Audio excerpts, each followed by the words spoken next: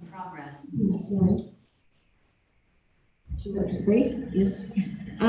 So first off, apologies. We have Councillor Phelps and Councillor B. I did have a... Oh, you there? Oh, yes, too. He's had a coffee. Sorry, Stephen. Councillor Phelps, so can I please have a move and a second and resolve that the apology from Councillor Phelps be received, please? Thank you. Ladies? Yep. Declarations of interest, that's been circulated via Teams. Just really to keep that updated, check it each time. And advise of any modifications you make to it as we go. Right, so moving on, we will go straight on to the staff reports with Scott to the allocation of federal funding for the swimming pool, please. We've invited Joseph and Associates to be with us today. Tony Joseph will support Scott in the presentation of the report. Right. Oh, right. In your worship, councillors. Just a little bit of background. I'm going to take the report as read, but set some context. Tony's going to support me on some of the more technical detail. The history of the work that we've done with the pool goes back to the initial funding we requested through the shovel-ready funding to do the seismic strengthening and then the further works to it. And this commenced a couple of years ago. As we've gone through the project, which was originally set up into 3 phases, phase 3 being subject to further council approval and is currently in the LTP but has not yet been given approved funds. We're looking at stage 1 and stage 2. As we have gone through the process and we've done detailed costings, after the first analysis based on the architect's drawings, it became clear that we needed to do some cost re-engineering to bring down the costs of actually doing the works, which was done. But during that process, it meant that we required reconsenting, which shifted the timetable from last year to this year. As we've been going through this, we've been doing more detailed cost evaluation and more detailed pricing, and we've come to the point where we are aware that there is not enough money within current budgets to deliver phase 1 and phase 2 within the original plan as we'd estimated at the time.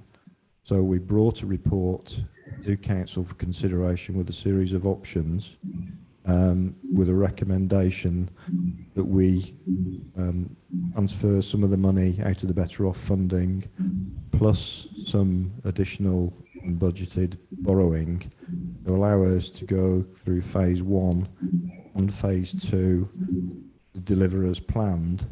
There are, however, other options within the report which give council the opportunity to do other things, including scaling back what we were originally planning to fit within existing budget constraints. I'm happy to take questions, and obviously Tony can give more detail on the evaluation work they've done. Any questions, please? Yes, through her worship, Scott, towards the end of your address, you noted there's an option here that doesn't require any further budget. I'm taking that's option 3 of the report, which gives us a project room to the current, or brings it to the current speaking rules for pools. Deferred strengthenings will be completed that haven't been completed yet. Yep. Front of house and change rooms won't be incorporated. Can you run us through in a little bit more detail what option 3 will include, won't include, and what I guess the detriments are for things that aren't included at this stage if option 3 was to be the preferred option? I can ask that again if 10 questions at once. No. Good afternoon. Tony Joseph and Associates. My colleague here, Ewan Guttridge, who if there's any other additional inputs, he might provide some of that clarity around that. The 3 options that were proposed is option 1 is proceed with a full stage 2 scope. Option 2 is proceed with a reduced stage 2 scope. And option 3 was actually a do nothing. Sorry, we're getting confusion. That's your report. I just read this. Okay. It's got 4 options. Okay, right, yeah. Yep. But possibly some alignment with your option 2. So the option 3, 4.3. Sorry, Sue. Reduce the scope of the project to not only implement the new plant room, to only implement the new plant room, the new treatment plant, new interference drinking areas. Okay, so just to repeat the question. So Just confirming what obviously is included, what isn't included in Okay. the option, and what the issues would be for those that aren't included. Obviously, the department's going to go up to a step that can't visible. Okay, I'm just wondering, Susanna, are you able to bring that plan up? Maybe the best idea. Right, can I just follow through from Councillor Casson's question that's follow up on the same thing? Is that why is that as an option not considered highly that work could be done now rather than wait till July 24 to do it then when the funds are there to do it now?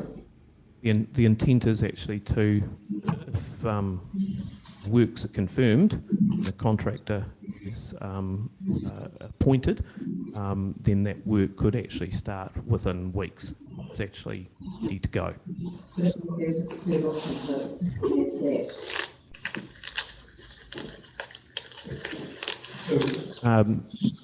Just 3, option 3 in the report appears to be, is option 2 and Joseph's Associates. So it wouldn't deliver the front of house changing. It would be right up to 24. No, there's no funds on it. It wouldn't be clear at all. Maybe if I talk to the picture, if that's all right. 24, that would be done. There's no budget for it. We don't allocate something. Yes, we have to allocate that to do it. That's right. Yes, so that's what. Which is option 1. So basically, we won't do the front of house stuff under option 3. So that's Chamber rooms and front of house, nothing else is being lost. But why wouldn't you do option 3 and then once the funding is available, do the rest in 24? well, that's one of the things that we were going to explore with this part. It links into a couple of things. One is costs as we move forward will escalate. So we're looking at building inflation now at the moment of 10+% and in some cases it's 20-25% as far as some elements in the industry. and then the second element of that is a discussion we've had around consenting, which is even between last year and this year, some of the building consent rules have changed. So some of the original windows that we'd specified, which would have been allowed last year, won't be allowed this year. So I don't know whether you want to talk through the plan. I've got that. But if you leave the work till 2024, costs are going to rise, so why wouldn't you do the other work now? That's what I'm saying. The recommendation is we do all of it and borrow the money. Do it all now. We basically, the recommendation is to use some of the funding for the funding, and also to get some unbudgeted loan to fund it. The option 2, which is defer part of it, would mean you could bring it in within the budget as it stands at the moment. But one, you wouldn't do the front of house stuff, and 2, the costs will go up if you decide to defer it until later. And there's an inflationary element in establishment and disestablishment establishment of the site as well. Because I thought I had read somewhere in there that it wouldn't be started till 2024. That whole job. No. Read that. So if I just elaborate a wee bit, we've gone through that exercise. This is the plan as it sits at the moment. Existing pool, plant room that's getting built, the new changing area, and obviously stage 3 is off to the side and future, not part of this equation. So in option, and correct me if I've get the wrong options, in option 1, is actually to do the whole thing, i.e. lining to the pool, new plant room, and create the new changing rooms and front of house for the pool. That's option one. Option two is don't do above here, but effectively build the plant room, reline the pool, and do the strengthening of this wall here, and with the idea that we would have to strengthen this wall as well, because that's part of stage one that's still remaining from stage one. Just to clarify, that would be option 3 as far as just say you're on the same page.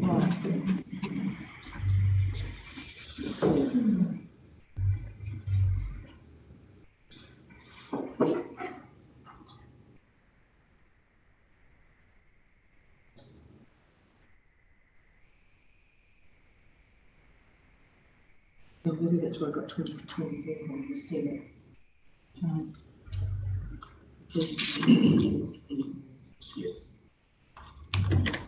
That's the proposed completion date.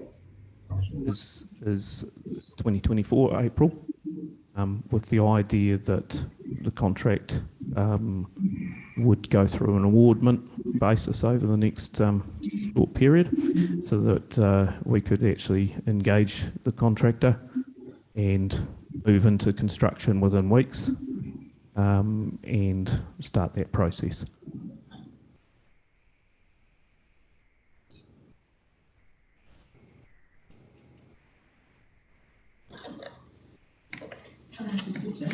On page 6 of the report, Joseph Associates report, so if there's no tender process, did the contractor just get asked to provide an estimate of the price?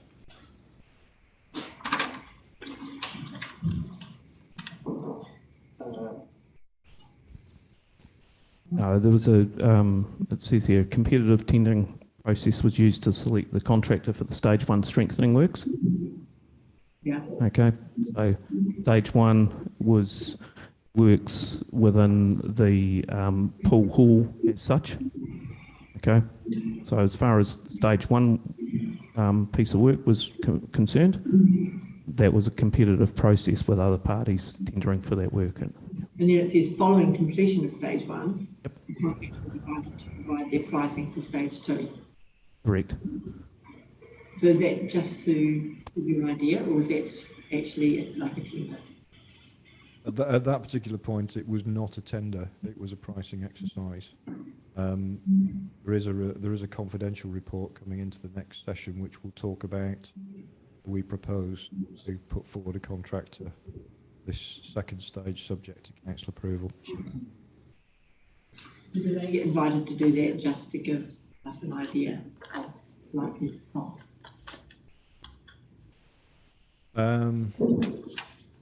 Certainly at the time we were looking at whether there were opportunities to take advantage of an existing contractor in terms of looking at the way forwards.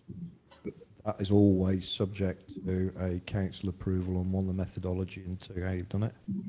So there was never ever any commitment at that stage that we would be working with any particular contractor on phase 2.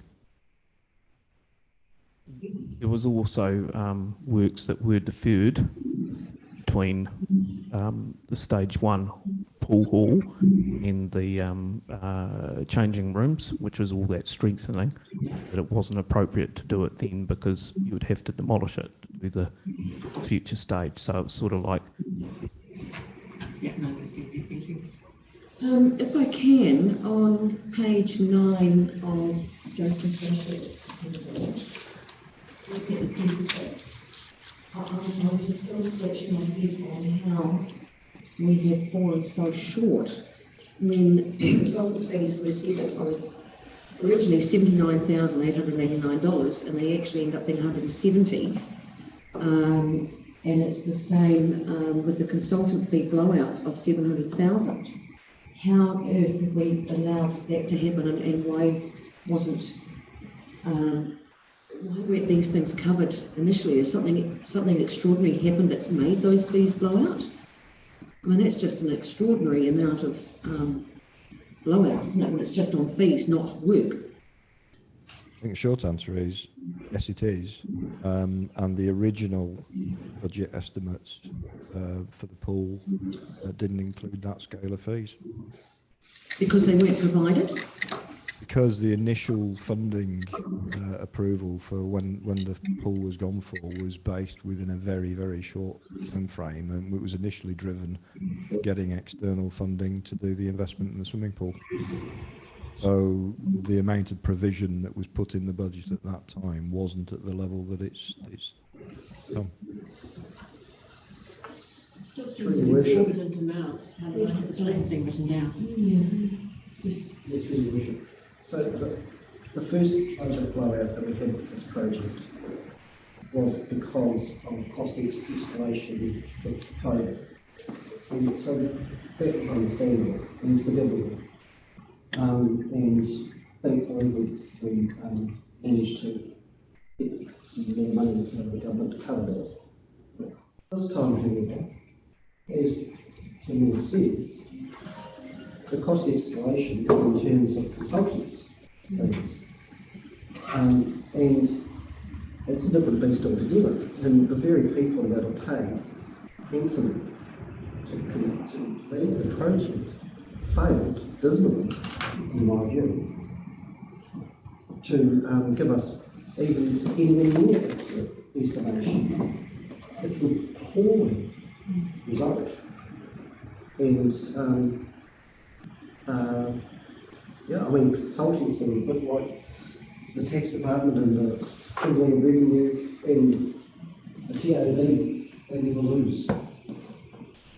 The poor old ratepayers, we go back to the wishing well of the poor old ratepayers and they'll cover it again. I just think it's abysmal.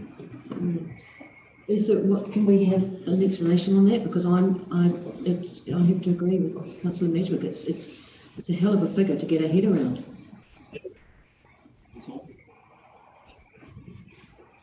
So, understand where you come from, and to be clear, to start with, we weren't involved in this project at the outset. There were costs put together by others, which, when we arrive on the scene, we have to own, and how we like it.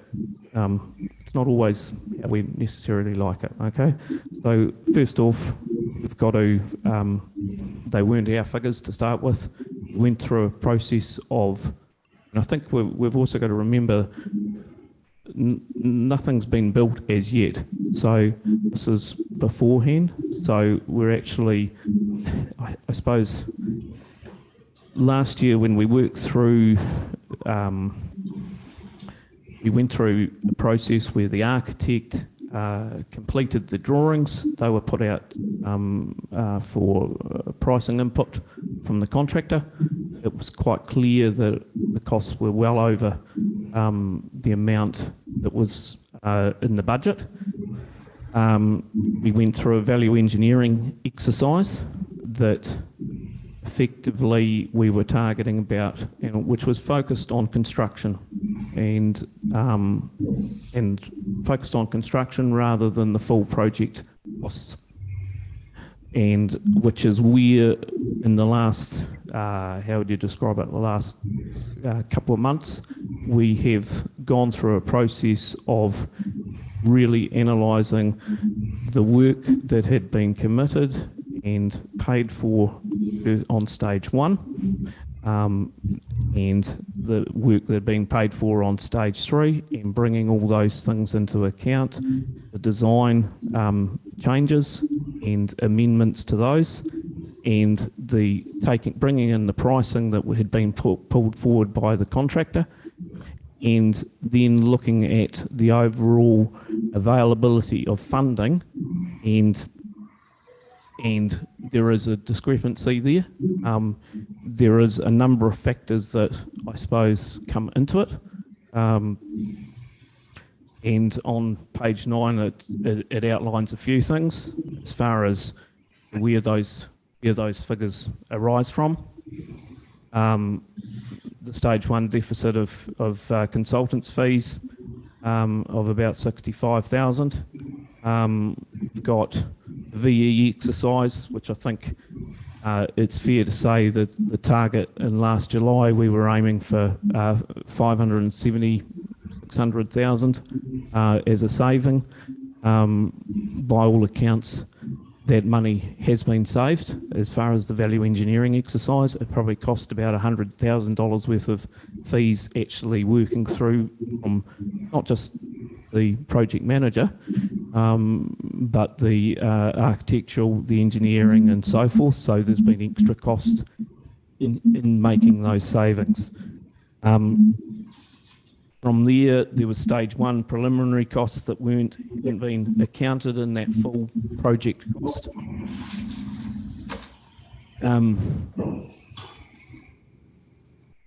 Other items as far as consents, hydraulic budgets, all amount to additional costs which you actually have to add on contingency for. So there's 10% contingency in there, which amount to a figure of about 71,500. The other factors that we reported in July last year was a key risk to the project at that time was the national supply chain and labour issues. And labour issues have had a direct effect on this project. Effectively, when we were looking at it last year, it was in the order of about 10 months. Contractor, as it's rolled out, the program that we've been has been indicated because there's no contract as such as yet, so we haven't got a committed program out of it, but the indication has been that it's a 13-month contract rather than a 9 to 10 months. Now, that actually has an effect on what they call preliminary and general costs, which are the costs for setting up the job and works through the project, which by the time an extra 3 months onto the project adds costs for preliminary and general, whether it be whatever that might be on the site, and then also additional costs for monitoring by the consultants to actually come in and monitor through that process. So that actually amounts to about 48,000 per month, which is just how it's built up, and that equates to about 150 grand as far as just from an extra program side of things. Now, if we could reduce the construction period, then that might be able to reduce some of those costs in that space. So a question on that, wouldn't the monitoring be done at particular stages rather than every 30 days? In which case it would be the same amount of monitoring, whether it was over in a lot of cases, yes, but not in all cases. What we're trying to do there is give you a bit of an understanding as to where that would be. The P&G, which is the key component of that figure, of the 48,000, is the contractor's preliminary and general, which he is there for 10 months. That's what it is. But if there's extra that he has to hire or whatever he might need to hire and so forth, and that goes for 12 or 13 months rather than 10, there's extra hireage costs that will go into that equation. But there's not extra work being done, is there? I might not be getting this right, but it sounds to me, it looks like there's still this amount of work to be done, whether it takes that long or that long. So it'd still be the same. It appears that they're taking funds for not doing anything. That's what we're saying, is that there's been money paid out for monitoring when there's been nothing happening. Well, I can't see the extra time taken needed extra monitoring when I would have thought it would have been on a per stage basis. I think we're getting confused between two elements. There's two elements there. One is the P&G, which is the contractor's P&G, and the other is the consultants monitoring the works and actually checking payment claims and as they come through from the contractor. So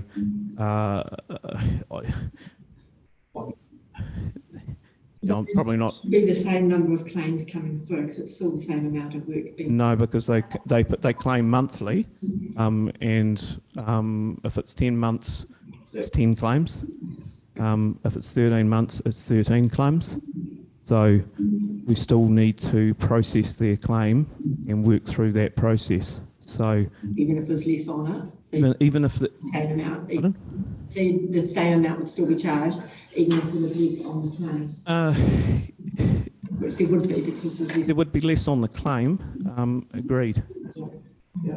But you're still having to go to site and inspect what's actually happened and certify that work off that it has actually happened. In a lot of the consultants' cases, like at the start of a job when the building consent documentation is applied for in council. Sorry if I'm talking about something that people know, so apologies. But when we apply for building consent, or the architect did in this case, he lodges a bunch of producer statements, which are called PS1s, which might be the engineer for the structural. It might be the engineer for the I'm trying to think here, whatever, but there's a bunch of producer statements that need to be produced at that time. Now they're put in there at that start on the basis that the back end of the project, the council will be expecting a producer statement or a PS4 from the contract, from the consultant to go, hey, he's been and visited the site, inspected it, all the key points. Yes, there's probably key points in the. I totally agree. There's key points in the process where he needs to be there, but he needs to produce that to provide back to the regulatory party at the back end to provide that. So, yeah, that's, I don't know whether I've sort of explained that well enough or not. I understand what you're saying. I just I'm surprised at the increase just because of the time extension without. Yeah, thank you. Sorry, Councillor Clear. Demute, Stephen. Yeah, I tried the space bar. Just clarification. If I'm getting the reading of this report right, I see that the bulk of the 1.2 million that is needed to progress this project, the bulk of it is based on consultant and consenting fees. Very little of it is actually to do with the build. That's probably a fair call, but I suppose to get the work done, you need the consultants to actually produce the documents to do so. And I suppose where we were in last July was a focus on value engineering exercise to get the construction costs down, and the professional fees were understated as far as that summary document that went forward. Is an understatement. Did you? Yeah, I'm struggling with this because I get a bad feeling from the report how the council and the project managers haven't captured and monitored and controlled these consulting fees. I'm concerned that that this project is progressing into a bit of a void financially, and it'll be a hard sell to convince the public that to build a new reception and toilet block, we actually have to pay the bulk of that money to consultants. It's really bullshit. You can't sell that to the public. It's unpalatable and rightly so. I mean, the bottom line is, following all the act we've heard there, it's the bottom line is that the stage 2, the engineering and repricing, revised budget went up 0.37%, and that's in March last month. The increase we're talking about is consultants. Through the chair. Scott, could you provide feedback on his report that he's just given. Well, he's just given his recommendations or his explanations about the costs. My view is that I think people have pretty much hit the nail on the head with this, which is that the key issue we're discussing today is less about actual construction costs, which have come in actually within a reasonable margin. There is an issue about the understatement of the professional fees that are within that. And in terms of what's been said, Joseph's weren't at the very, very start of this project. But certainly going back to what I said right at the beginning, if you pick this right the way back to the inception of the project when the initial funding was requested back in 2020, 2019, 2020, the imperative at the time was to get as much government funding as you reasonably could at the time and get as accurate as you think you could get in terms of the cost elements that went with that. And clearly what's become increasingly apparent is that that element of it was understated. I don't think anybody's trying to say anything else. But how could it be so understated?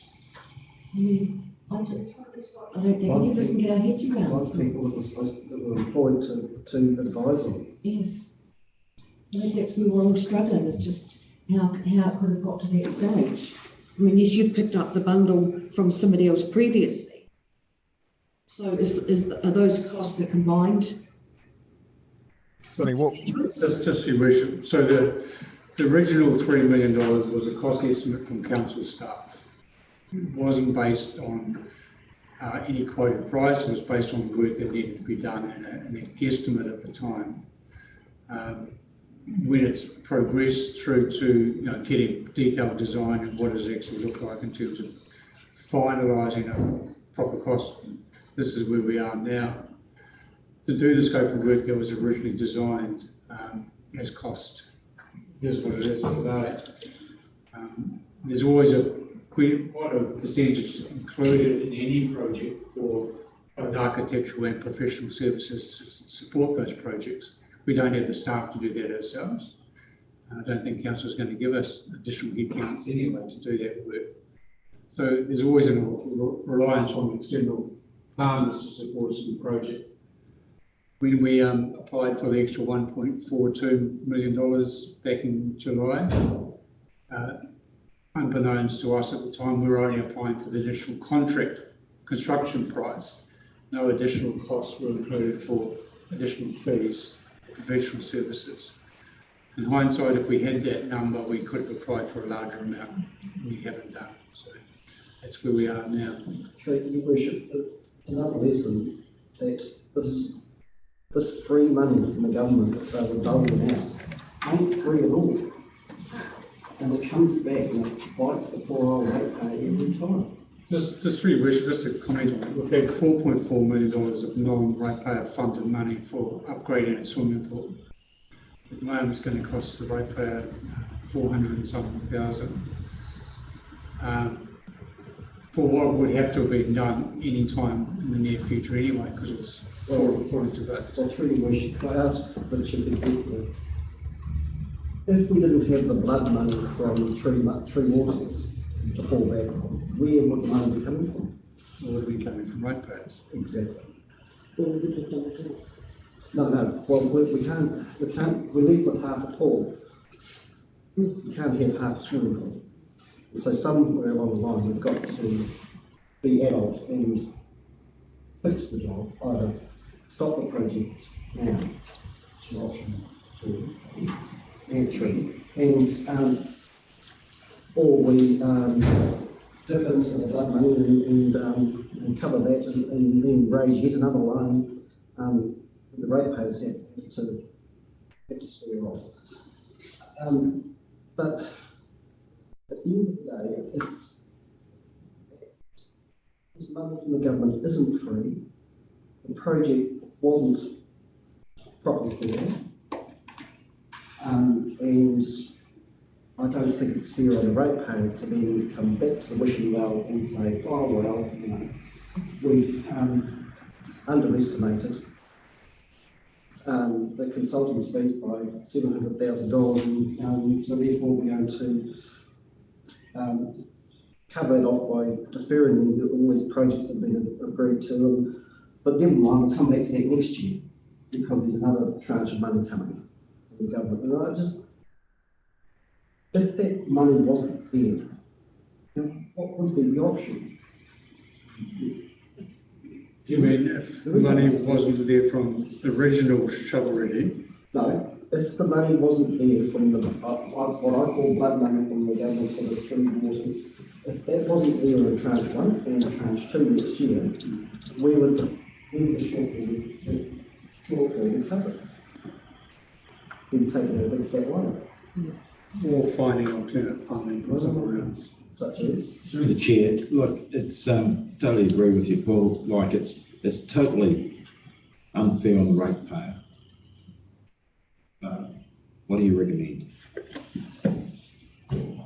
Well, it's not my recommendation, but I would suggest that that you can square off the project now with option 3, rather than committing to the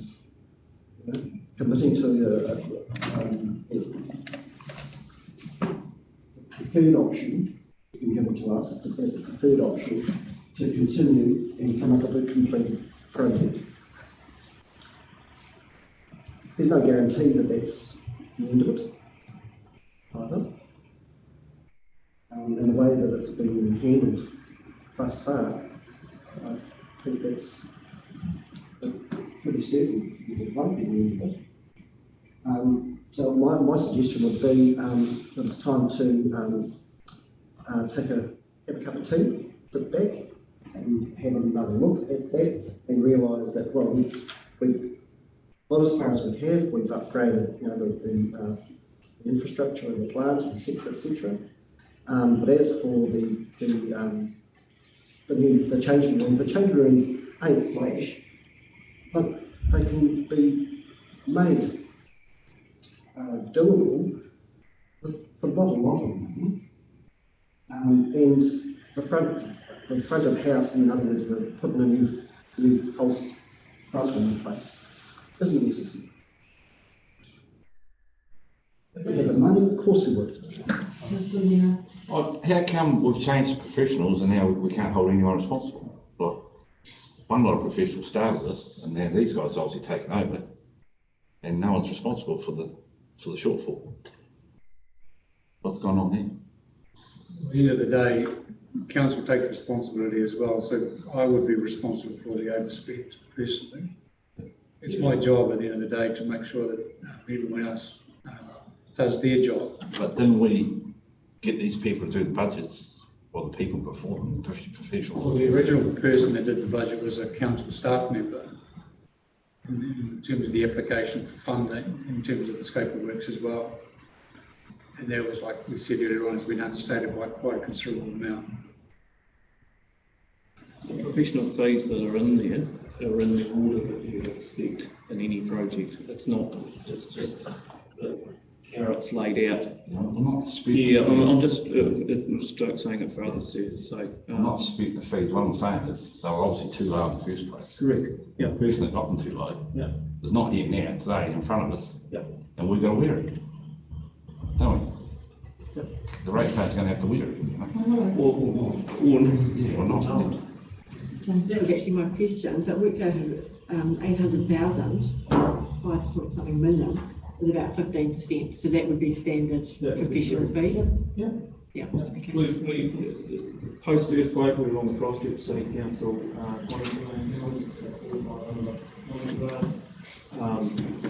lot of insurance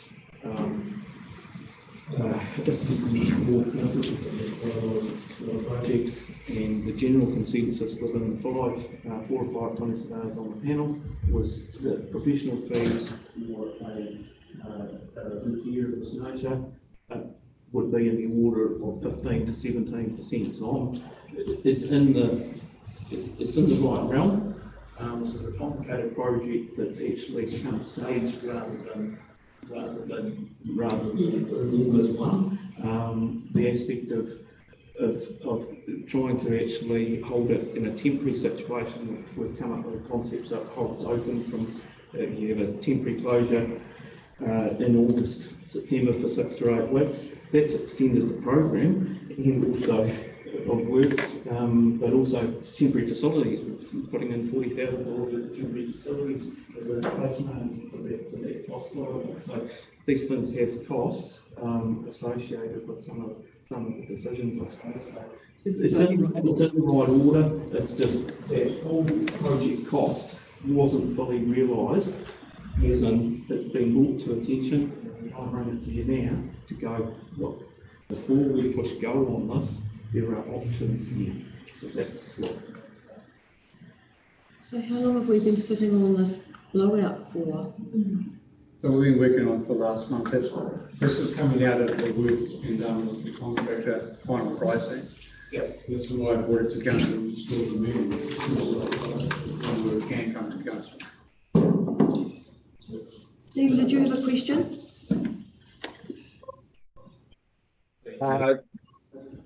Yeah, not at this stage. I was just going to make the comment.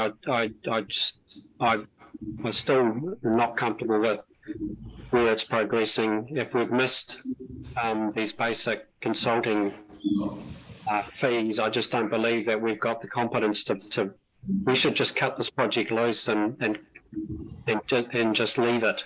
I just not got any confidence that the team has got the ability to see this through. It's just it's not a good feeling. Could you hear before where he was explaining? I'm not sure, you didn't have a microphone, I'm not too sure. Could you hear what he was saying before regarding how the work was done previously and it was underestimated? Yes, yes.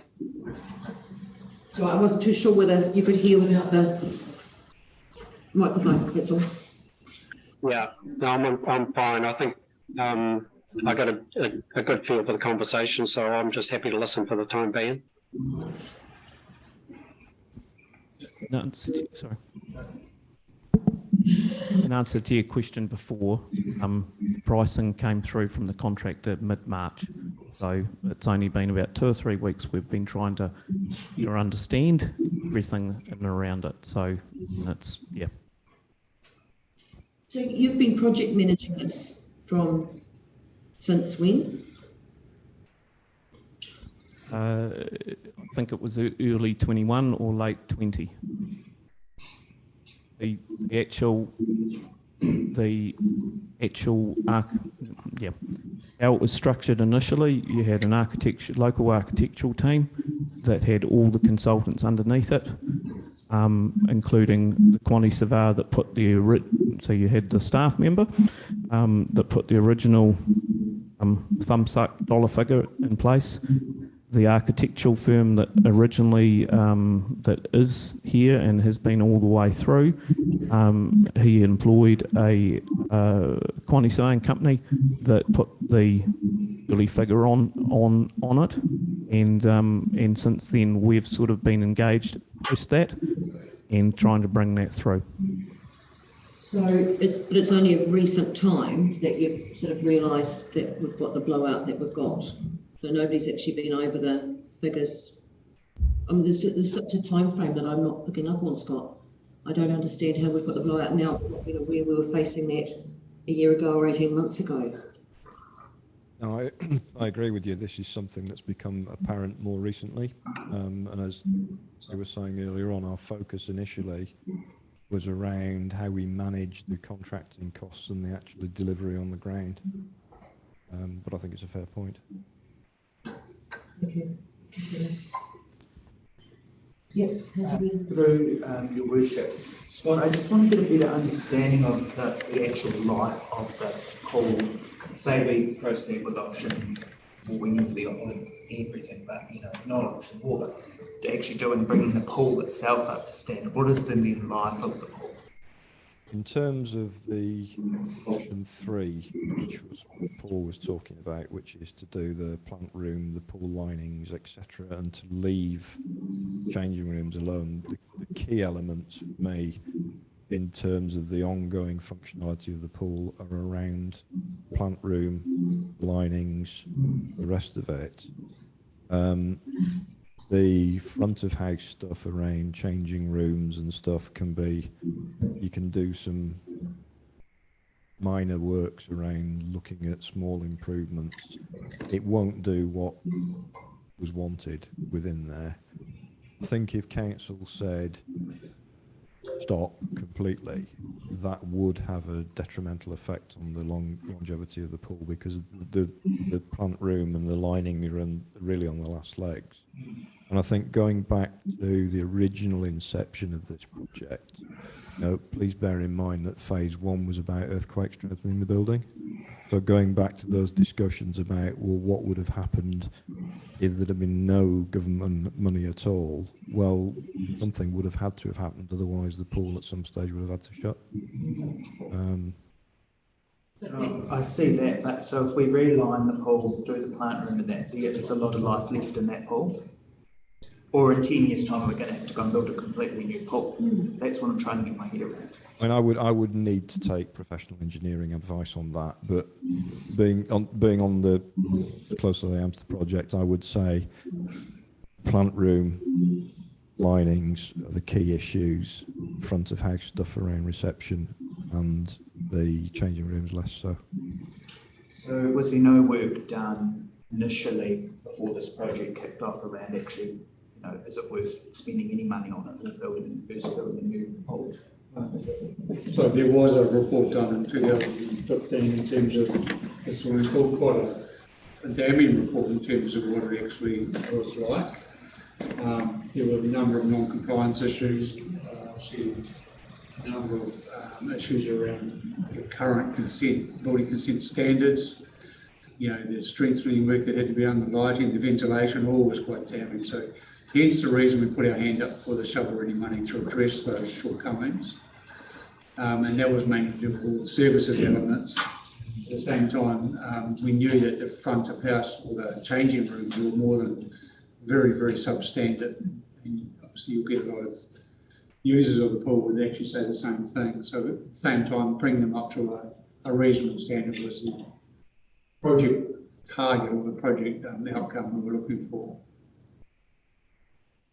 But in terms of longevity, each component has a different lifespan based on its type, but I would expect you've got 20 to 25 years of new pool environment and services from the work that will be done out of in stage 2.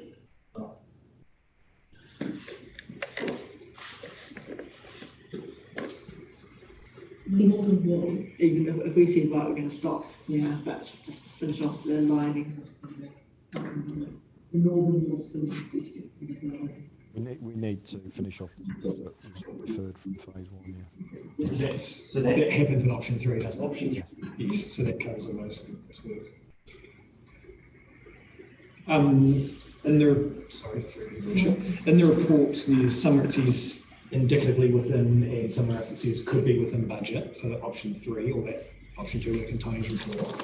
How certain are we that we're not going to come back in 3 or 6 months' time, if we've gone for option 3, which is we can get this done within the current allotment of money, we don't need to borrow 690k from the Township Development Fund, budgeted loan funding $420,000. How certain are we that that's going to go within budget to finish off those things up to that point at no additional cost to anybody? Yeah, but I'm probably best to address that. It's a budget together. While we haven't had a chance to sort of break down the contractors' costs, and from our estimate, we're very comfortable that could be covered within the remaining budget that's available. And obviously, there's all this work would be expected to be done by August, probably closing out September with bits and pieces.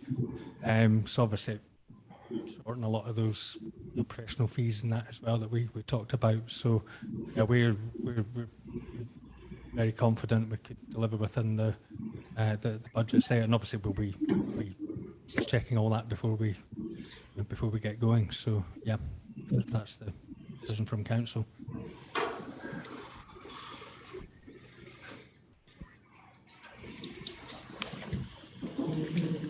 Questions? Discussions? The temporary reception and changing facilities at $40,000, is that the total or is that per month? That's the total. So it was a provisional sum that we put in there to help cover that cost. It may become cheaper than that as we actually boil down to it, because there's conversations being had about the activities in town that may be able to provide a changing room that may have toilets and so forth, which will actually help drive those costs down. But we're trying to give you a real picture as best as we can with the information that we've got, and without the benefit of actually probably reverting back to the main contract, the contractor that we've been talking to, and going, hey, this is the new plan, and so we're bringing it to the table, I suppose. So, yep. Okay. So if we were to proceed with this, using the funding options that are available, any risk of any contingency budget is built into that? And what's the level of risk involved with exceeding that? So we've built in a 10% contingency of the cost for stage 2. That's quite a common amount to put in there. On top of that, there are other allowances that we've built into the budget as well for things that we have foreseen. So really that 10% contingency is for unforeseen things. You know, we're as much as we'd love to be able to say in the future, you know, there could be things that we couldn't have reasonably foreseen that may happen. There's always a risk of that happening. But look, you know, I think it's fair to say that, you know, this time round I've been determined to make sure we do a real thorough look at this to get an overall budget that we feel comfortable with. I probably should just also add that we do see opportunity to reduce those professional fees. So what's in the budget is essentially it's an allowance going forward. You know, we've talked to the other consultants, we've done our homework as well, and it's more of a worst case type thing where we might have to put a lot more effort into to be managing the contractor or other consultants. We do see we see opportunities to where we might be able to trim back those costs and keep it to a minimum.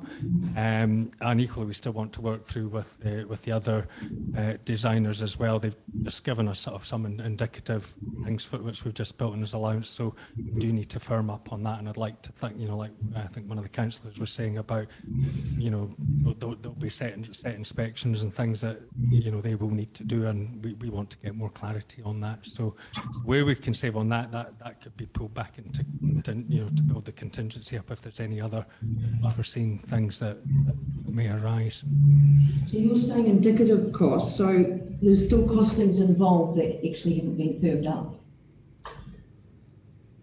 Yes, particularly around some of the other consultants' costs. Yeah, we have been obviously trying to get those firmed up, but that's we're still working that through at the moment. So you've got a 10% contingency plan in there. You've got another 10% for other unforeseen things. I know in the building industry at the moment, 15% is said to be too light for a contingency for overspend as far as building goes, and that comes from commercial construction. I know a lot of them say 20-25%. What I don't want to find out is that in 2 months' time, we're being asked for more again, because there will not be more again. So people will be having to cut the cloth to fit, as opposed to us expanding the cloth to complete the job.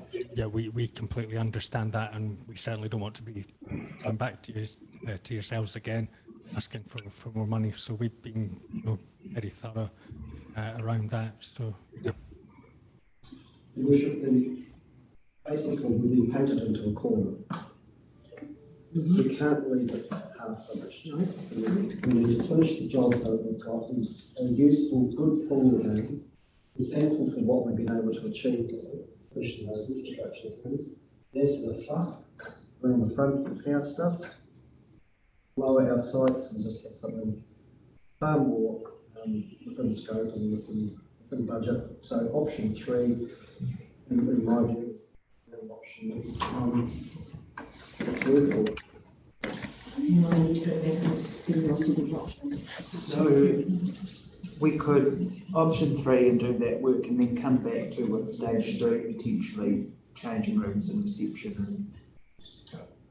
If the fairy godmother comes up with some more money, yeah. But which is what we did with phase 3, which was the extra pool. We deferred that to a future date when more money fell out of the sky. It's not going to happen. And the same could happen with the front of the house. Nice to have, but certainly not essential.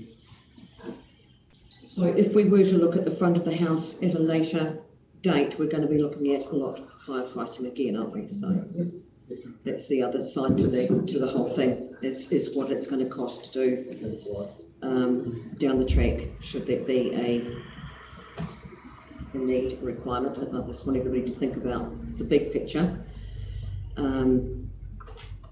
Yeah, I mean, whichever way we look at it, it's pretty much out there. Yes. Through the chair. Have you guys done similar projects like this before? Similar projects like the pools? Yeah. Yeah. And what, were there any variations to the project? Variations to the project was a lot of time. It depends on the project itself and how it's structured.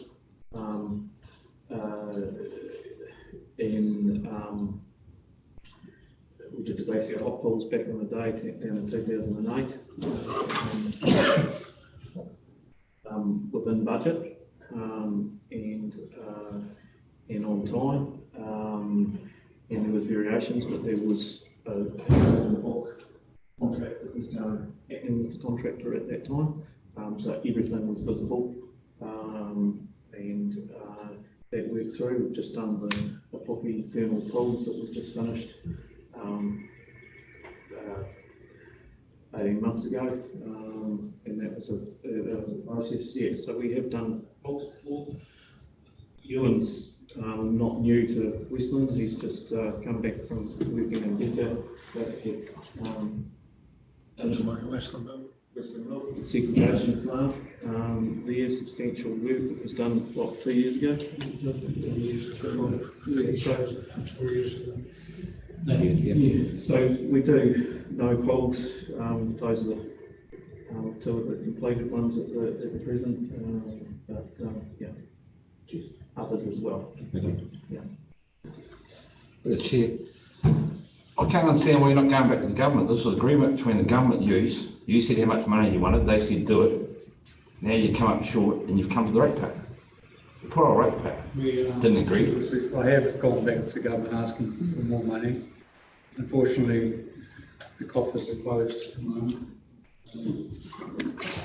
Due to a number of reasons, but there is no funding available. So if I can just ask Simon then to take the money from the Township Development Fund and then debt service the rest, loan fund, sorry, the rest. The ability to replace that TDF money down the track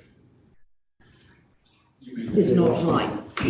So if we take money from the Township Development Fund, better off funding. Better off funding, sorry, which is 100%. It's not a 50% requirement, is it, to meet?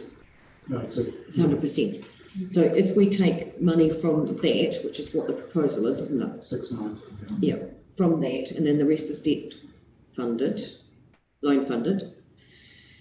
The projects that we were going to cover with that 690,000 basically will be left, won't they? Because unless we can get some other form of 100% funding, there won't be So the proposal was in the report requests that it comes out of tranche 2 of the better off funding. To replace what we take out of this. Correct.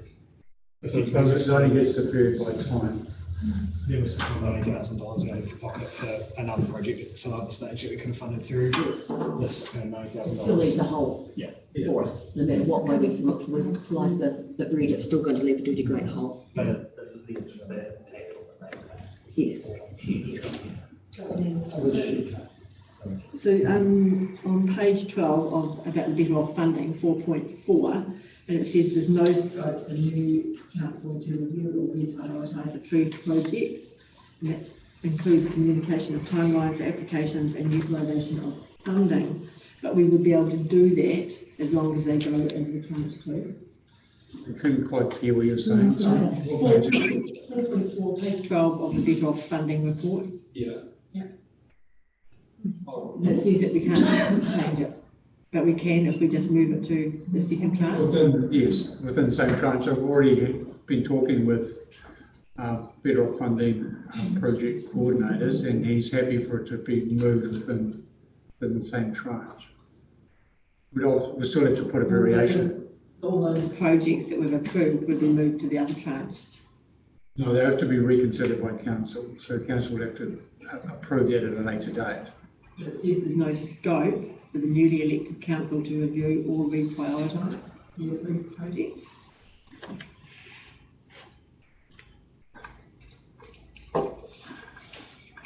This isn't, sorry, I need to get the exact wording you're talking about. Page 12 of the better off funding, 4.4. What actually pages in terms of the report? Top of the page, you see. Here to tell me where do I find that? It's not coming up. Oh, excuse me. Page 39 of 98, sorry.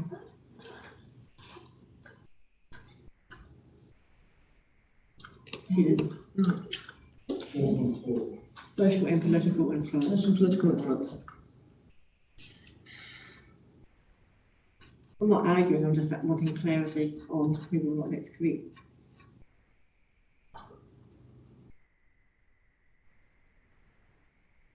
Based on the feedback we have received from the department, we can reprioritise.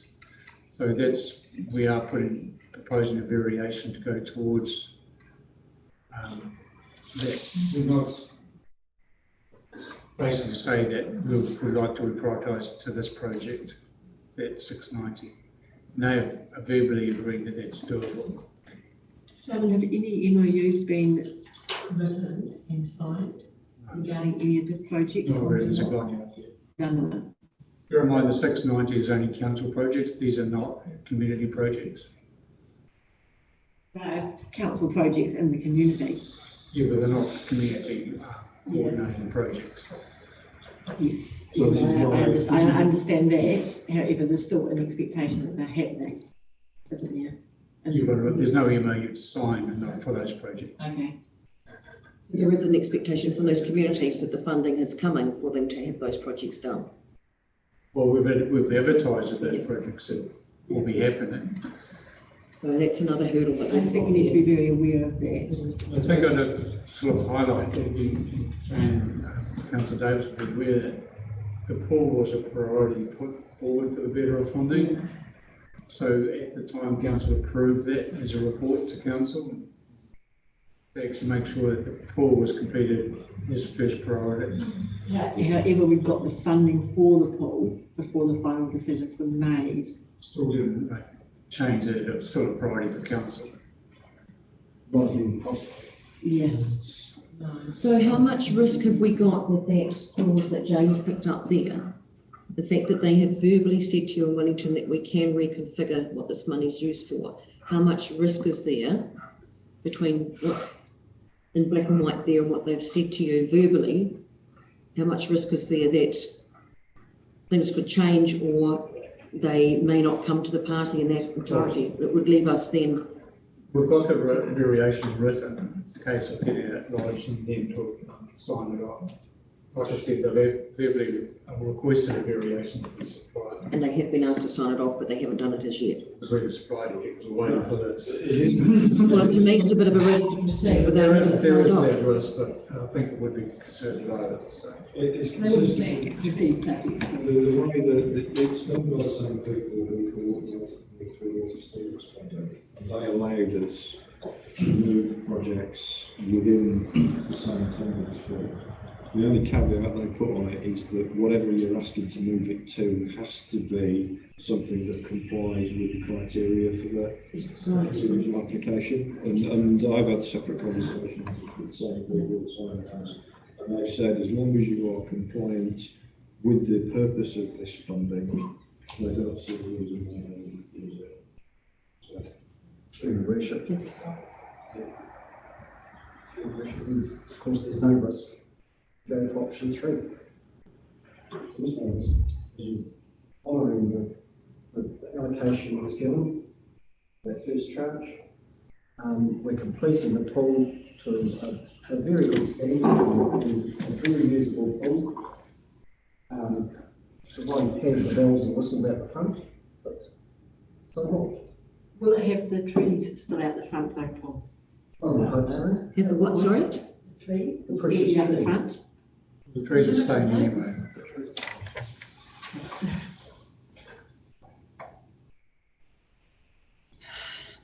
Right, so. What concerns me about not going ahead with it, I guess, is that once that, like that Northern Wall, once it's done, then it's going to cost more if we want to do this in the future. It concerns me not going ahead with it, the money that's already been sunk into it. I know that it's going to cost 494,000 plus the whole of 690,000. But it is policy, it's still a good policy. Oh yeah. That's the thing, if we get some life out of it, and that's going to keep it going. You're not going to end up with, even if we completed all 3 stages, which was the original proposal, which was totally unrealistic. But if we had gone through even that much, you still need to have a policy. It would still be the hope of our pool, just the flesh. And so here it is. It's no one's disputing that the pool is an essential community service, and in terms of council, what council provides, it's right up to the footpaths and roads, providing the pool in my view. And but at the end of this, even if we were to say today, enough,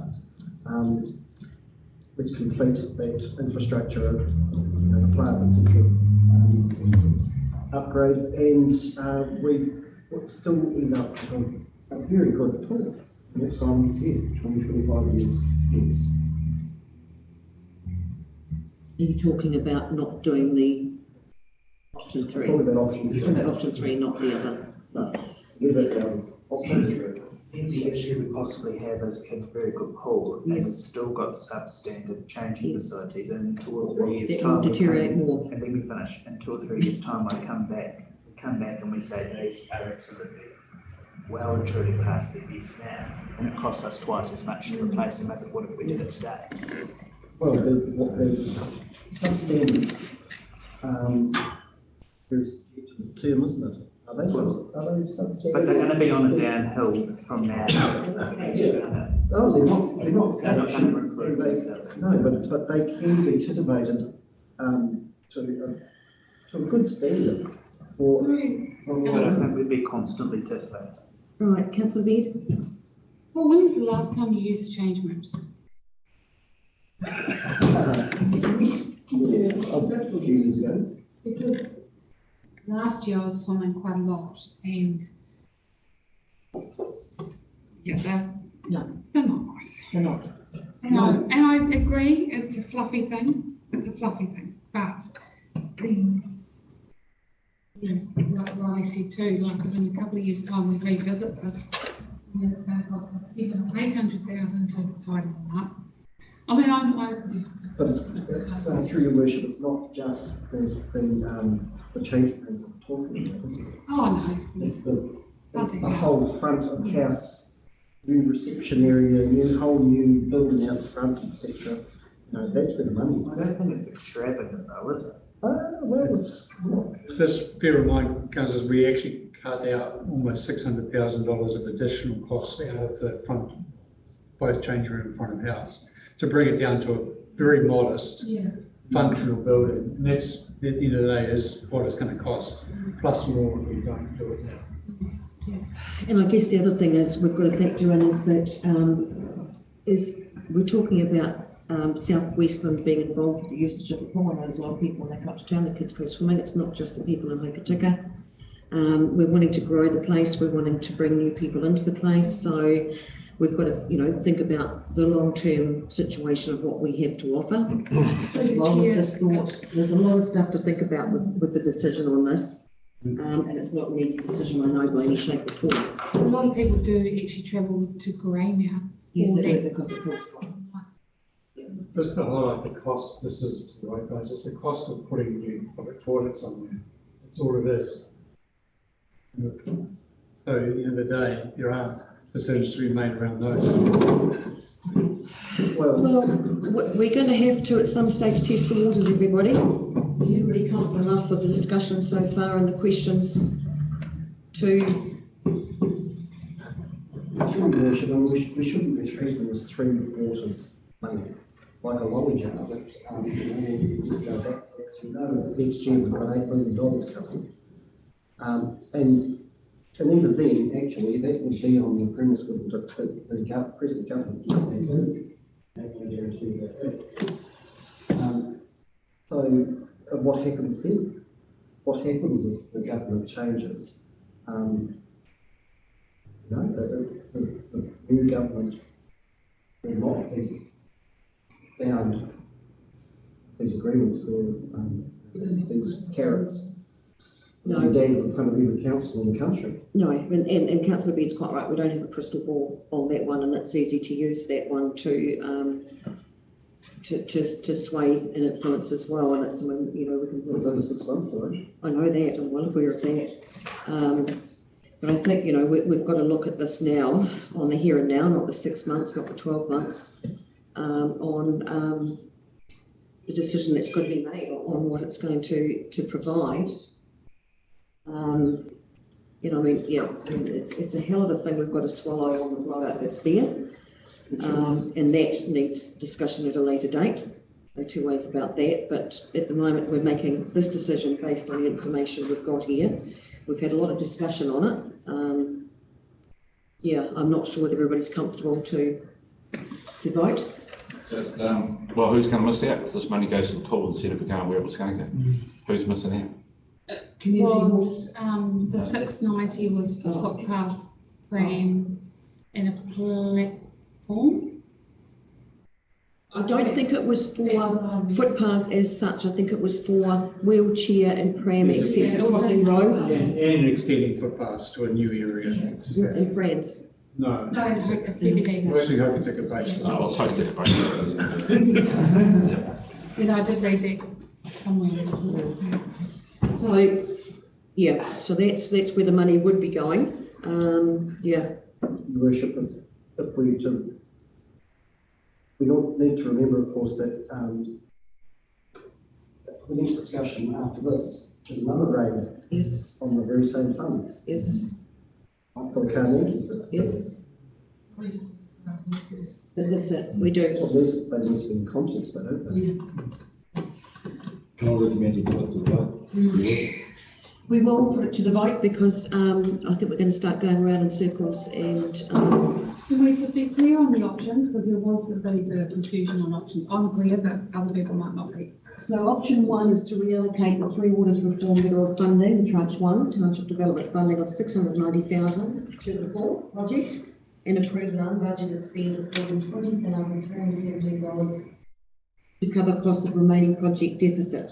The township development funding of $690,000 to be included as part of tranche 2 funding allocation. That's option 1. Option 2 was council loan fund the full deficit, and I think we can safely say that nobody's in agreement with that.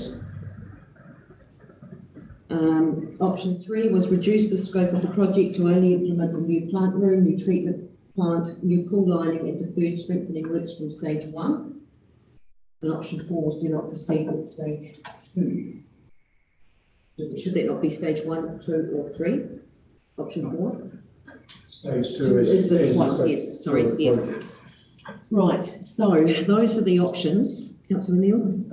I think what Paul said just before, would it not be better to discuss the Carnegie one first, so that we can make an overall decision? Because whatever we decide now is going to have an effect, or could have an effect on the Carnegie decision. No, two separate. We know they're coming up and we know there, but we can't unite the two situations into one. Two different portfolios. Two different portfolios, two different. I think we can. It's quite aware of that, but we could have the discussion and then put them both to the vote. So you're implying it's going to be one or the other as far as your system goes? It could potentially be. Well, I want to have the discussion before I decide. Well, Paul's already moved, haven't you?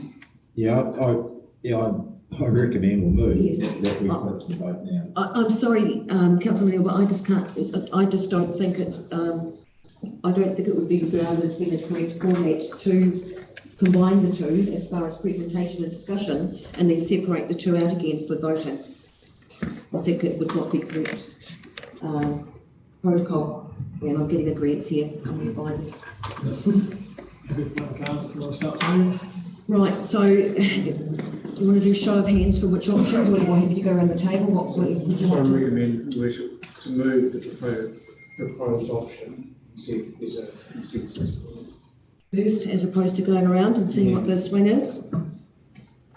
All right, so we'll start with option 1, to reallocate the Three Waters reform funding, which involves the unbudgeted spend of 420,000 from loan funding and 690,000 from township development funding, which would see the project completed. Can I have a show of hands of that, please? 3, 4. Councillor Gillett? Aye. Sorry? No, I don't support that. Okay, thank you. So, Janie, you're supporting that? 1, 2, 3, 4, 5. So that's 5. Can we record 5 votes there, please? Option 2, council loan fund the full deficit. And nobody's in agreement with that. Option 3, reduce the scope of the project to only implement the new plant for a treatment plant and pool lining and deferred strengthening works. Yeah, I support option 3. And that's 2 votes for option 3. So with that, the votes say that option 1 is the preferred base that we move forward on. Your Worship, I don't know if you want to record your own vote. I do not have to record my vote. Does it? But I will ask Councillor Pearson and Gillett if they would like their votes against being recorded. Yep. Yes, please. Thank you. Please, so with that, there is 5 votes to 3, 2. So that means that $3.5 million. Plus below it. So can I have somebody please move the second that A, we received the report. Councillor Beard, Councillor Davidson, and that option 1 is the preferred option for proceeding with the report. Right, all in favour of that motion? Aye. Against? Yep. Councillor Gillett? You're on mute, Stephen. This is what I do. Sorry, the audio cut out. That's right. Just repeat the motion again. So the motion is being carried as far as 5 votes to 2, but Right. we're just recording accepting the report and the movement of the option 1. And I've just called for those in agreement, and I've just called for now for those that don't agree. And again, we will record your vote against if that's what you require. Yes, I don't agree. So I'm happy to have my vote recorded. Yeah, thank you. Right, I'm on your screen now.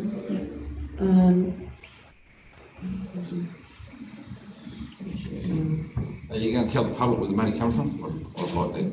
So, the report's been received, that's the council resolved to approve an unbudgeted, and the other thing we need to move on is that the council resolved to approve an unbudgeted loan funded scheme of $420,317 to the Hokitika swimming pool project.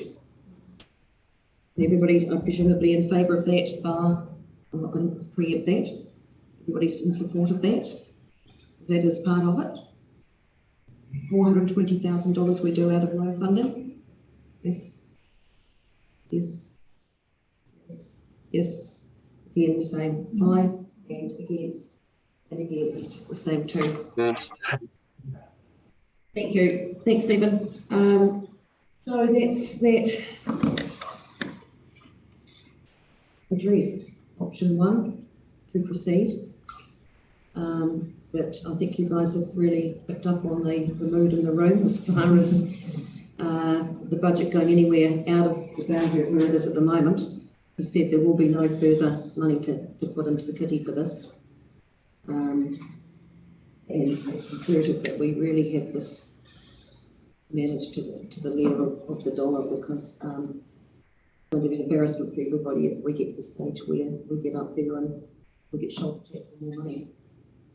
So we're entrusting a lot with you guys to make sure that you micromanage. Yeah, and we'll move on from there.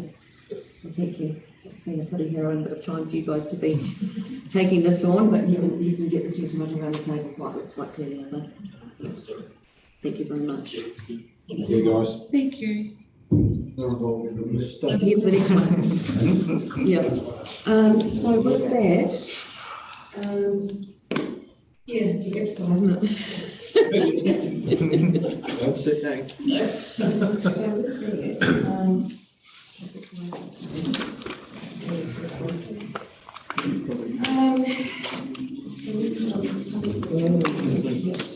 so with that, we will move on to the next report, which is the reallocation of better funding to the Carnegie Building Strengthening Project, please, which is pages 52 to 98 in the reports. Right, I'm going to do a little bit more narrative on this one here, conversation that we just had on the last place.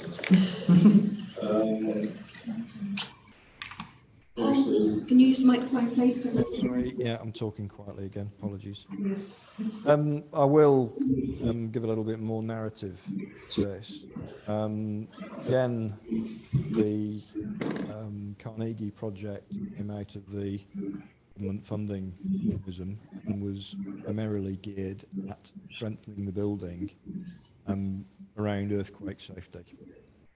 Now, what you get with old buildings is that once you start playing with them and once you start stripping things back, you find all sorts of other stuff falls out the woodwork. There were 2 key issues with this, and we've got some video and some photographs to show you, because there are some things that you go up and you see and you go, I can't leave it like that. So there were 2 main areas that were of concern around this project. One was about water ingress. The parapet that went around the outside of the building at the top, which turned out in the end to be made out of polystyrene, was actually a major source of water ingress, and the water was running down the inside of the cavity wall. Effectively, what that was doing is it was loosening up new plaster on the inside, which then wouldn't dry out. There was an issue about actually being able to complete the project based on that.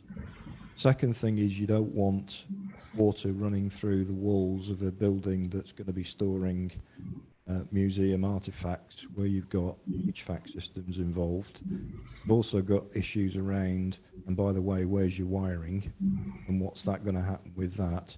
So it was absolutely imperative that we did something with that parapet. Now the real challenge for us, and it through the timetable of the project, part of this is how can you have a heritage building that's got a parapet made out of polystyrene? Because it's not a traditional material. So we had issues at the time about what consents do we need? Can we take it down? Do we have to put it back? If we do put it back, does it have to be a traditional material or can we use another man-made material? And that is effectively what shifted the timeline and ultimately led to us losing the plastering contractors. So that's part of it. Second element to it is once you get the scaffolding up and you start to look at the top of the building, you find all sorts of other things with the building that weren't apparent when you initially started the project. So, for example, and we'll talk about some of the cornicing on the building, but there were things up at top level of that building that were dangerous and were not properly secured. And if we took the scaffolding down and just finished it when we did, there would be a huge risk to the public in walking around that building. I don't know whether I can just pass over to Tony just to talk you through some of the things that we found up there that we just couldn't leave. And then finally, the other area is as you get towards the top of the building and you've got the plaster render, there are very, very fine cracks in that. If that is left untreated, water gets behind it, you get frost action, that then starts to come off as well. So I can hand over to Tony, he can just take you through the detail. Yep. Sounds good. Okay, just as far as experience, probably I'll talk to that firstly, so that it doesn't need to come up again. From a heritage perspective, post-earthquake, in Christchurch City Council, we were given, we were looking after about half of their heritage program. Canterbury Provincial Chambers, Old Municipal Chambers, looking at repair strategy, strengthening and so forth, and coordinating the consultants. Absolutely right, Scott, as far as, hey, what you can do with a heritage building, what you can't do. Do you have to replace the brick that you take out there and it has to go back in that same position? So that's a real process, and the fees are in the same ilk as what we were talking about before. The reality with this project, and I think if I turn to page 9 of Joseph's document under the discussion, it talks about the variations approved, which was in the total variations being in the order of about 152,000. Now that was broken up into about 4 elements. Parapet and associated works, which is what Scott was referring to before about the water egress. And then the bottom 3, which is the strengthening in external cladding and other items, were to do with the original scope of works. So as Scott said, the original scope was strengthening, a full focus on strengthening. Water egress was never part of the original scope. As far as we were concerned, when we arrived on the job, there was an architect already appointed and working through the process of this work, and the scope was already outlined and set up. So I think in order as far as I suppose I'll probably focus on the parapet and associated works, because when you actually look at that figure of 562,000, it's slightly more than the actual figure that is over budget. The over budget figure is about 507. The plaster work and parapets are the aspect that is taken it over the budgeted amount. So if we could just have a look at maybe those PDFs. Sorry, I'm trying to recall what I've exactly sent you. There was 2 PDFs with the parapet works. So it's just really, I suppose, giving a bit of clarity around in simplistic form that we had to work through and basically reconstruct this parapet above the, well, as you can see in the red there, and there's 2 on all 4 elevations. So that was one element of the variation work here that you're talking about as far as that parapet. Those there, if you want to pull to the other one. So that's the other piece. So it's just sort of programmatically, if you throw down there's another one down the bottom, but it's just really showing it's on all 4 elevations above the line. Was never part of the original strengthening of the building. So that had to go through a consent documentation and go through a tender process. And by the time, as Scott said, by the time it came out, the plasterer had moved on to another contract, and we were unable to actually pull him back into the equation.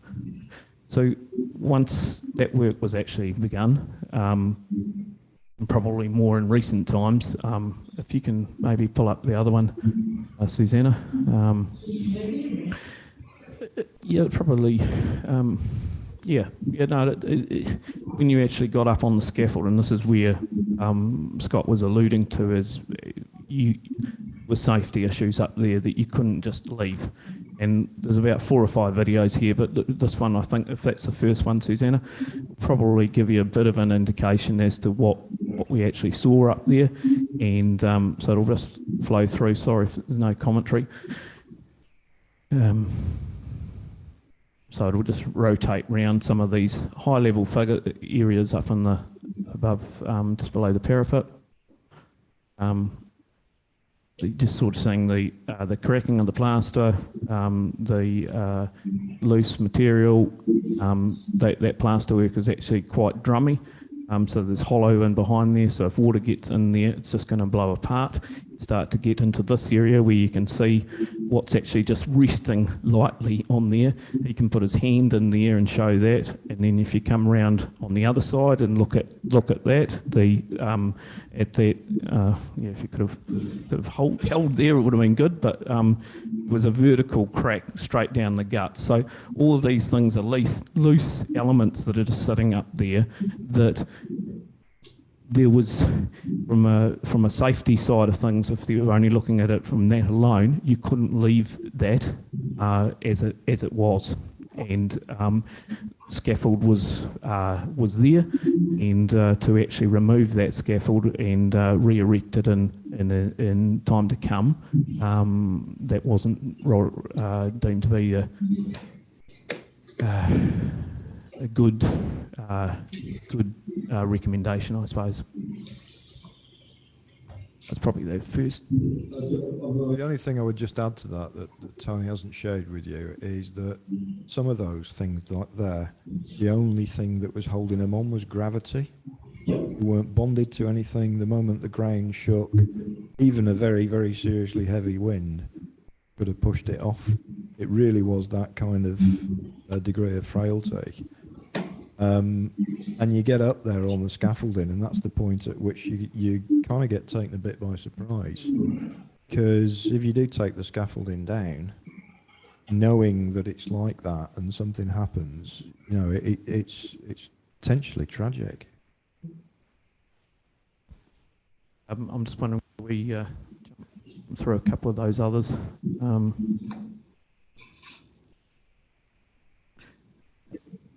Yeah, that works. You can see the looseness of the material that's just sitting there. If I had a pointer, I'd be showing you there, but hopefully that sort of describes some of those areas.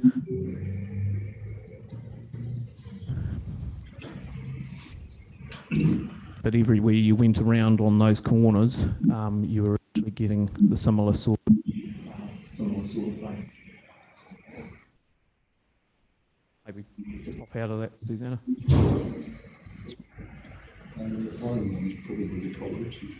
Yeah, I think, yeah. Yeah, I think that might be the last one, is it? Yeah, let's... Sorry, I gave Susanna about 6, so yeah, she's doing well. This is an interesting one where you've got columns that up there that are just covered in plaster, and they're PVC columns, and that's actually highlighting the parapet works that have had to be done. Just there where you got that now. Yep. Right here, that's the original roof. Some of the fastenings on the top level have been replaced because they weren't that good, but the rest of it hasn't been touched. Is it normal to spend all that money and not do the roof while the scaffolding's up? How long is that roof going to last?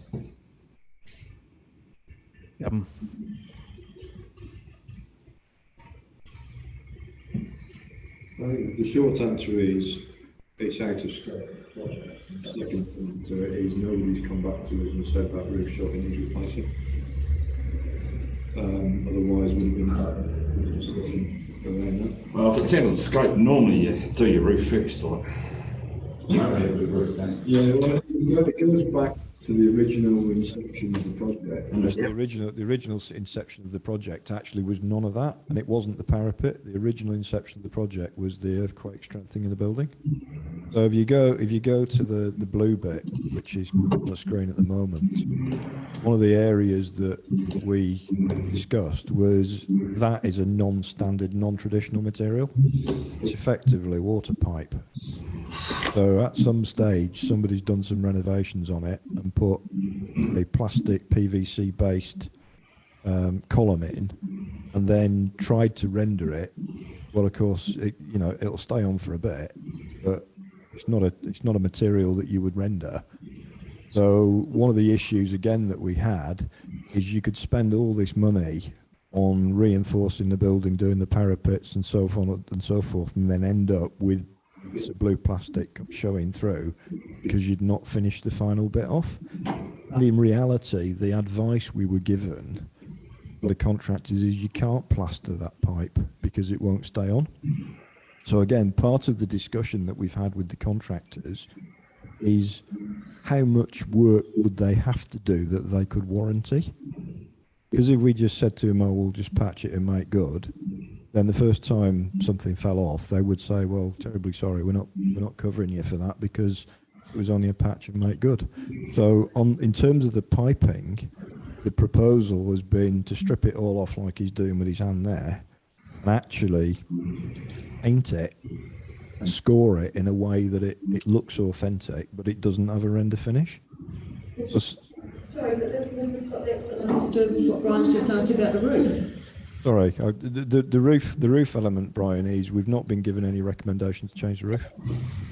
So nobody kicked it while they're up there? Well, the contractors have been up there as part of it, but we didn't specifically scope them to do a roof assessment, no. They've patched part of it, so. So we still don't know whether the flashings are actually good, whether the nails need banging, tapping back in or anything. We don't know what the state of the roof is. How old's the roof? Does anyone know how old the roof is? I'd assume the roof was done when the original restoration was done. Well, how old is it? Someone must know how old the roof is. 10-year-old? No, 30. Sorry? 10 years? I think mid-1990s.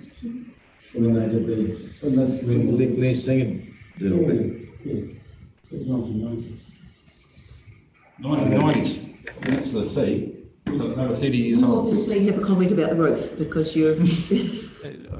Yeah, I can't comment on the roof. To be fair, the architect that put together the project was a heritage architect, William Bolton. He's been used by council over in Christchurch for many years, and he put the original scope together. It was very much on strengthening, as I said. Yes, it has grown into weather tightness and so forth. I'd love to be able to, as far as the plaster works and so forth, guttering and that goes around the parapet. I just can't comment today whether or not the nature of that roof and whether 100% hand on heart whether it's not been looked at or not. I just Taking action to revisit the roof. We may have to get a new budget country. Well, for making the building watertight and everything else, I think that would be the first thing I would check. Well, if you're going to spend that much money, you want a good roof, don't you? Yeah. I would imagine that it's been done, but I can't. I can't comment. Just take it as an action to follow up. Once again, it just shows that the scope is sufficient. Even if the original project was to the size and extent of the building, the history is that those parapets were taken down after the Mangahura earthquake because they were earthquake unsafe. And so then when they renovated the building in the mid-1990s,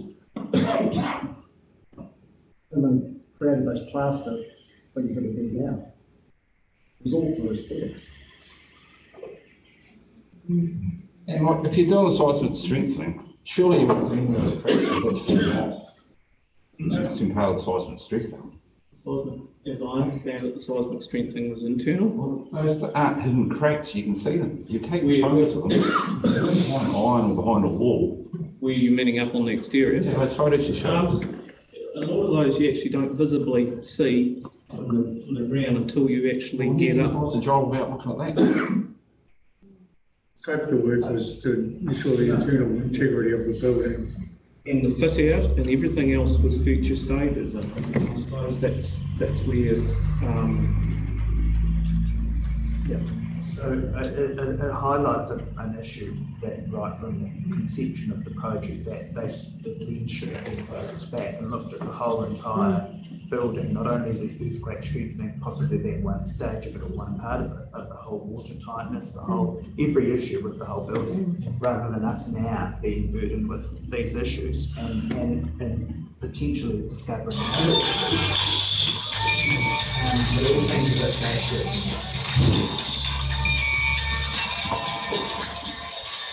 I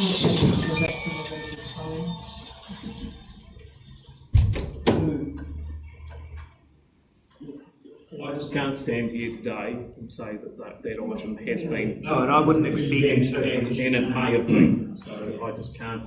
I'm standing here being honest, transparent, and trying to give you the best advice. I just can't say.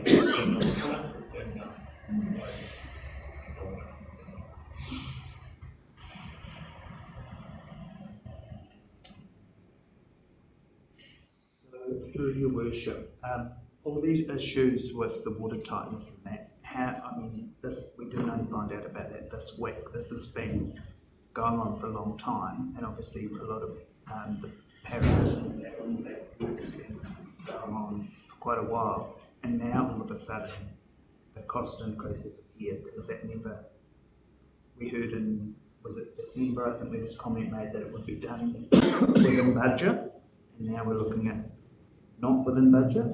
So can we have some clarification around where that budget blowout magically appeared from? I think our position was we believed at the time that it was budget to work, and it became manifest that there wasn't much of the ground to have a discussion.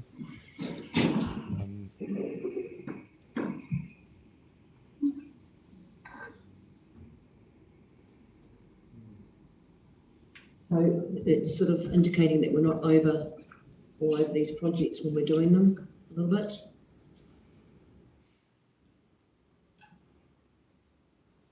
I think in this particular case,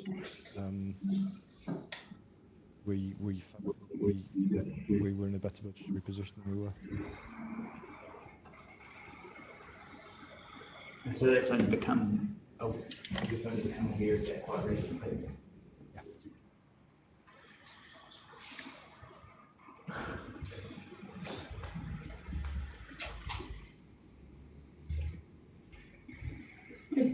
Through the chair, I guess we just can't have these sorts of things happening all the time, because we've just had 2 issues today.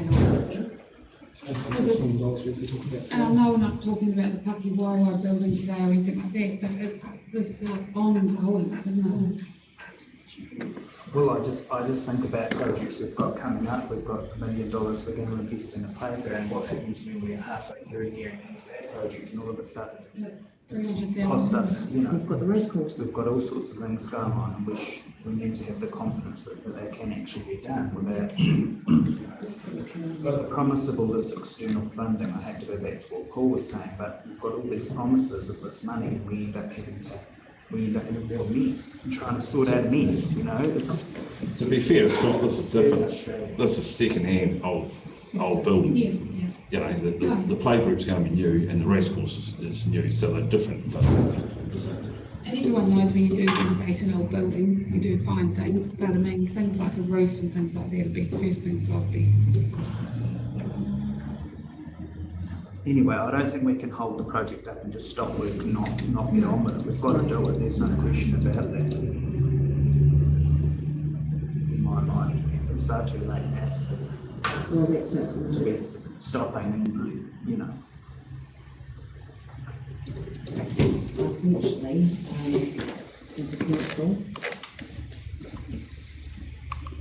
I guess this is just one of the things that happens when you've got transition of councils coming through the line. You've got that consistency of them over these things as well, but then again, that these deficits have become apparent only recently.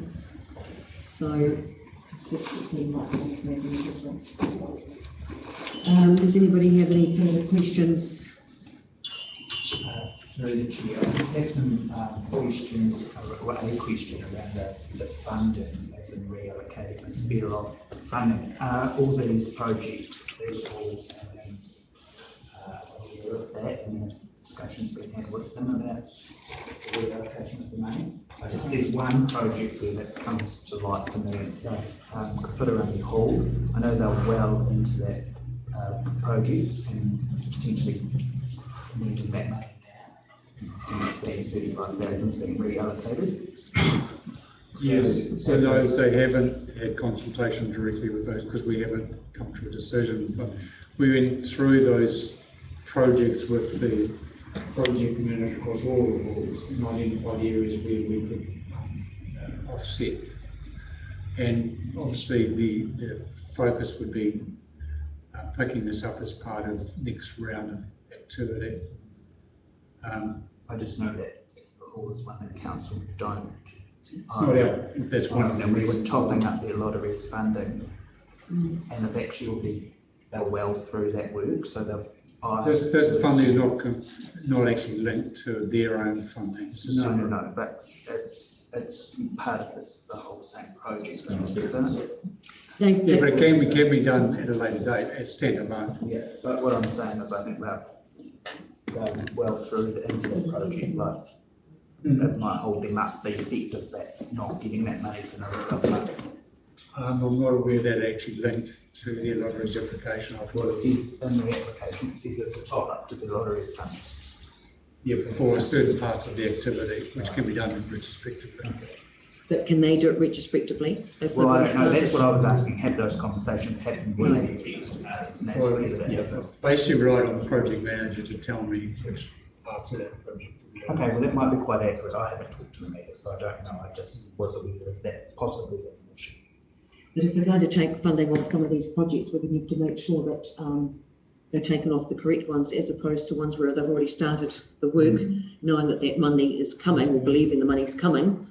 We're going to have to be very tactful and be selective on what's removed. I think just reading through that would be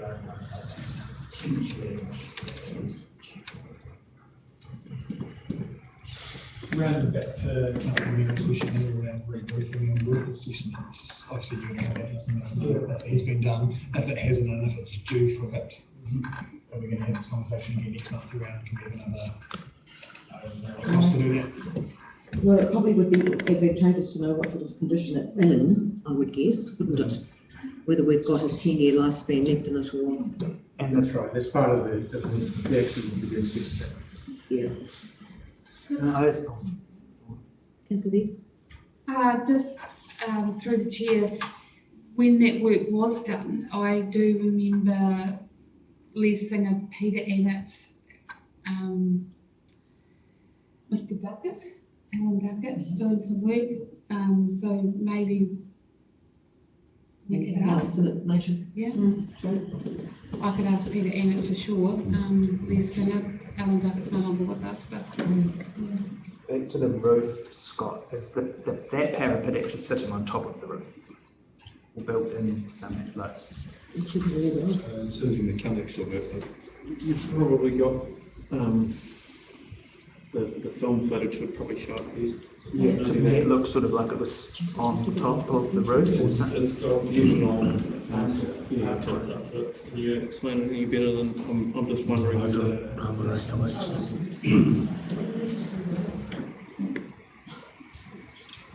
think it's probably at the start, Susanna. If we do all that work to it and it's sitting on top of the roof, that then when we go to re-roof. Well, how can you call that historic when it's got butanol and plastic? What are we playing with here? Why don't we just get rid of it? Well, it's already cost us the money, Ron. It's cost us the money already, isn't it? It's because of the trying to retain the aesthetics and the And I guess that's part of it with the historical trust.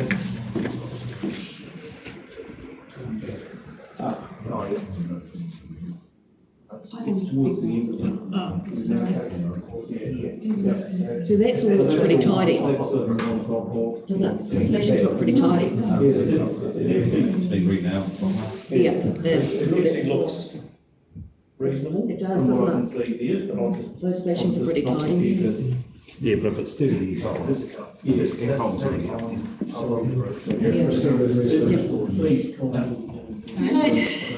I think it's redundant discussion until someone gets up and looks. Right, so we will keep things moving on because we've still got another section of this to go through. So if everybody's ready to, and also to bear in mind that Councillor Davidson may have to shoot away. So we'll keep this moving along. Stephen, are you quite happy if we progress? Yes, no hands up. Yes, I'm fine. Thank you.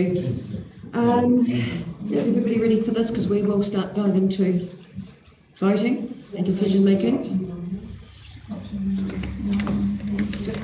The options are on page 56.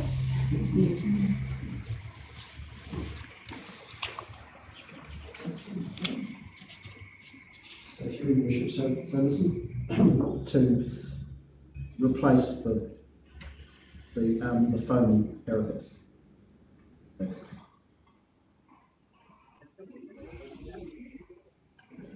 To complete the project in its entirety for the Additional funding.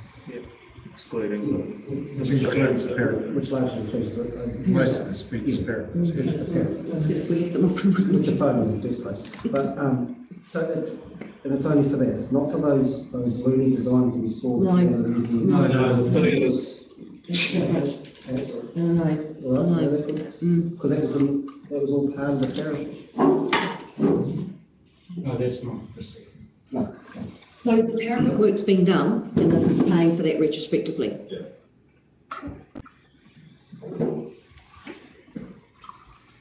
Okay, so preferred options are that council reallocate a partial amount of the Three Waters Reform Better Off Tranche 1 Community Hall funding of 260,000 to the Community Strengthening Project, and council resolves to approve an unbudgeted spend of $247,388 to the Community Project. So that's option 1, which allows for the completion of the project, the external work project. Option 2 has the same output, however, the ratepayer contributes 100% to the project funding deficit, which is $507,388.24. To be fully load funded and go straight into rates. And option 3 is do nothing. Can someone quantify what the second part of that project would result in a deficit to council? Being that it's already exceeded its budget, can we give a dollar quantification on what that deficit would be? 507,000. So option, so 8.3, option 3, do nothing. Committed costs have already exceeded the allocated budget, and this option would mean that the project would result in a deficit to council. Yeah, where I am trying to find that area out. Oh, so you do nothing, yeah. But there's a quantifiable deficit to council that you've already absorbed. Do we have that figure or a ballpark for that? There's still works obviously to complete. Do nothing, basically stop where we are. Yeah, but it says that it would cost us. There is already committed funds already being paid out. I don't know what the exact figure is. So again, if we proceed with this today, there will be no other costings to come to us. No, this is just As far as this portion of the project, fit out is excluded. Okay, it's not part of this equation. Strengthening at the. Can you use a microphone? Sorry. What of it? Different thing. Need to clarify that. But as far as we're in the last month of that project of what's required, and those are where the costs are sitting right at the minute. So, and we've forecast those. This will see the external work complete, scaffolding down, and gone, and everything else that's noted on there done as far as the clean-up afterwards. Okay, so, because I think that's important that everybody understands, it also means that the disestablishment of the site, including scaffolding, etc., cleaning up, yeah, before the grounds get tidied up completely. The bottom of page 7, she talks about the works to be completed on our report. On your report, yes, I'm looking at page 3.2. something on Scott's one. Yeah. Should be the freshest building. So, yes, it's important everybody understands that that's what it it's going to come out of their field, hopefully. I think that everything's been covered in there. So with that, we will move to preferred options. Sorry. One Yes. question is, just all the strength thing that's going on there, does that, that's all the best weight strength thing? Correct. Yeah, to what percentage was it? Well,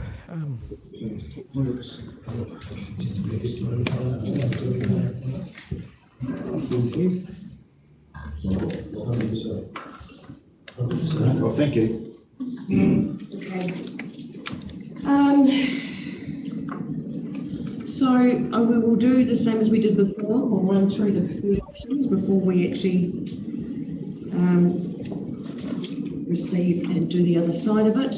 So, option 1, to reallocate part of the Three Waters reform funding of 260,000 to the project and council debt fund the remaining $247,388. Can I have a show of hands on that, please, which will see the project finished and cleaned up? 2, 3, 4. 1, 2, 3, 4. Oh, sorry, Stephen. Your hands up. I support it. Option 1. Thank you, Stephen. So that's 5. Option 2 is the same output as option 1.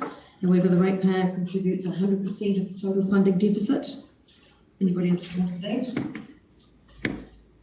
Negative. Option 3, do nothing. Nobody on that. Those wanting to abstain from voting? Councillor Casson, Councillor Manera.